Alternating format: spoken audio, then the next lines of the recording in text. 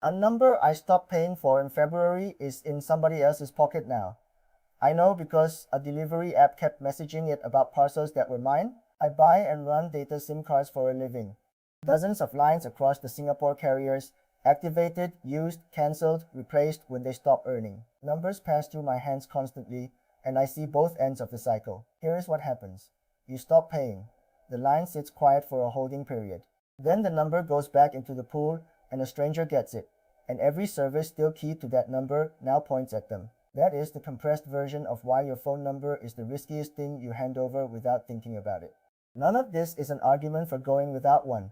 It is an argument for knowing what you give away when a form asks, which is more than an email address and much harder to take back. Why the number outlives everything else. Think about how many email addresses you have had. Most people can count 3 or 4. An old school one, a work one that died with the job, a current one, maybe a throwaway. Now count your phone numbers. For most adults, it is 1, possibly 2 if they moved countries. That gap is the whole problem. The number is the longest-lived identifier the average person carries, and it is the one they change least, because changing it costs friction that changing an email does not. An email address you can abandon in an afternoon. A number is attached to your bank, your government login, your children's school, and roughly 40 services you have forgotten you ever signed up to. So anyone assembling a profile of you wants the number, because it is the field most likely to still be correct in 5 years. A country where the SIM card knows your name? In Singapore, you cannot buy a prepaid line anonymously. You present identification, it is recorded against the number, and the carrier keeps that mapping. I go through this every time I activate a batch. There is no version of the process where a number exists without a registered human behind it. That is not unusual. Dozens of countries do the same thing, and the list has grown. So across a large part of the world, the number is a soft identity document. The card says nothing about you on the outside. Somewhere there is a record that resolves the digits to a person, and that record can be leaked, sold, or handed over on request. People treat the number as contact information. It is closer to a customer reference for a file that already exists. The join key nobody designed. Here is where the damage happens. A data broker's entire business is merging records from different sources into one profile. To merge, you need a field that appears in both places and means the same thing in both. Email works badly for that. People use different addresses in different places, and throwaways break the matching. The number works beautifully. You gave the same one to the loyalty program, the delivery app, the clinic, your gym, an airline, and an insurance quote form. One field, present everywhere, stable for years. So the number becomes the spine. Purchase history from one source, home address from another, age band from a third, and all of it clips onto the same string of digits. Nobody sat in a meeting and decided this. It happened because the number was the only field reliable enough to join on, and the industry converged on it the way water finds a slope. The address book upload you were never asked about. This is the one that annoys me most, because your own behavior has nothing to do with it. An acquaintance installs an app. It asks for access to contacts, they tap allow without reading, and their entire address book goes up. Your number goes with it. So does the name they saved you under. You were not consulted. You have no account with that company. You may not know the company exists, and the name field is worse than the number, because it is human. It is what somebody actually calls you. Mum, Dave from Squash, that dentist, my landlord. Multiply that by every person who has your number, and by every app any of them has granted that permission to. You have been described from the outside thousands of times and you have never seen a word of it. There is no setting on your phone that stops this. It is not your phone doing it.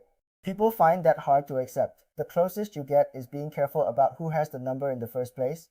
That is where the rest of this goes. The setting that matters more than the ones people change. Open a messaging app and there is usually a control for whether people can find your account by searching your number. Almost nobody touches it. Everyone touches the profile photo visibility instead, which is far less interesting. With Discovery left open, anyone holding your number can check whether you have an account, and often see whatever your profile shows. That lookup costs nothing and it can be automated across a list. So a leaked number becomes a confirmed account on 3 platforms with a photo and a display name attached in the time it takes to run a script. Turn Discovery down to contacts only wherever the app allows it.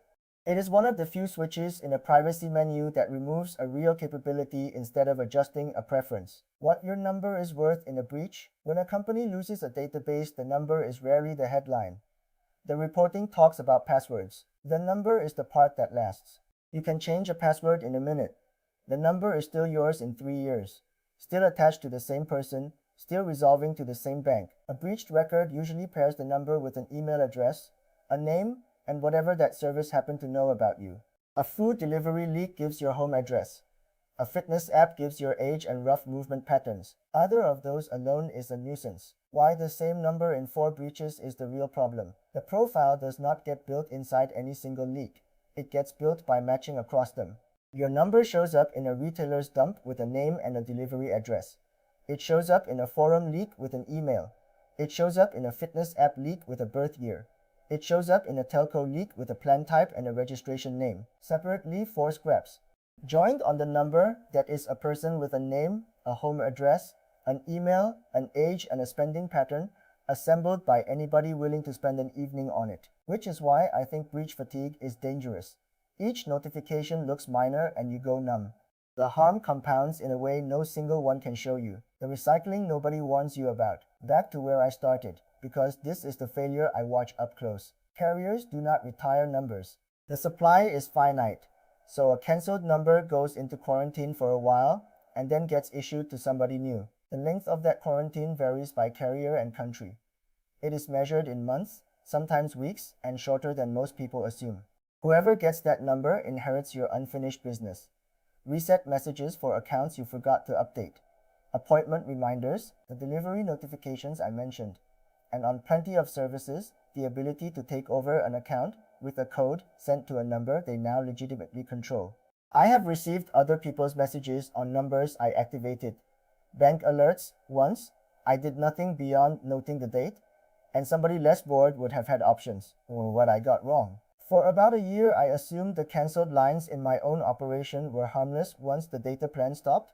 It is a data SIM, I do not send messages from it, so who cares? Then a line I have recycled internally started receiving verification codes for a service one of my own test accounts was registered against, months after I stopped using that line.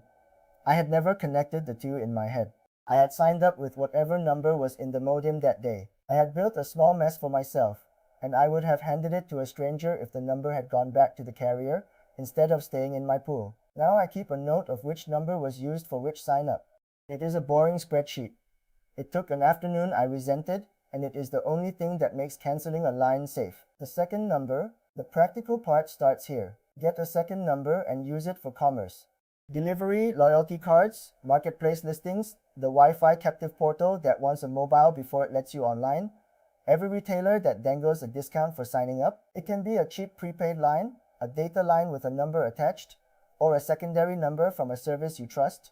The mechanism matters far less than the separation. The point is that the number sitting in the broker graph is the one you can afford to burn. If the commerce number ends up in 9 breaches, those are 9 breaches pointing at a profile with no bank, no government login, and no family in it. Keeping the first one off forms. Your primary number goes to people, and to institutions that genuinely need to reach you. Bank, doctor, employer, immediate family. It does not go on a form because the form put an asterisk next to it. Most of those fields are optional in practice even when they are marked required. I have been putting the commerce number into every retail form for 2 years and nothing has broken. Deliveries arrive. The courier rings the number I gave. Where a service really does need to reach you on the day, give the real one and expect it to leak eventually. That is a trade you made knowingly, which is a different thing from the ones you have been making by default. Check which apps hold your contacts. Go into your phone's privacy settings, find the contact's permission, and read the list of apps that have it. You will find things in there with no business touching your address book. A game, a photo editor, a shopping app from 4 years ago. Revoke everything that does not need it. The upload already happened for anything on that list, so this is damage control. What it stops is the next sync, and it works in both directions. Every permission you pull back is a set of other people's numbers you stop uploading, along with the names you saved them under. What changing your number actually does. People hear all of this and reach for the reset, new number, fresh start. It is messier than that. The old number stays in every historical record it was ever written into. Breach dumps do not update. Broker profiles keep the old value as an alternate contact, and the link to your name survives. What a new number buys you is a break in future collection, and only if you are disciplined from day one about where it goes. Most people are not. Within a year, the new one has gone to the same category of service that leaked the old one. There is also a fortnight of genuine pain. Accounts that need updating, contacts who cannot reach you, a recovery process for something you forgot, and the previous owner's leftover messages arriving on the number you just took. So change it if it has been used to harass you, or if it is sitting in a leak set you can actually see. As general hygiene, it is expensive and mostly cosmetic. The separation is what does the work. One number for people, one number for companies, and a note of which one you gave to what. More tool tests and guides at theprivacywire.com. Subscribe for privacy advice that is actually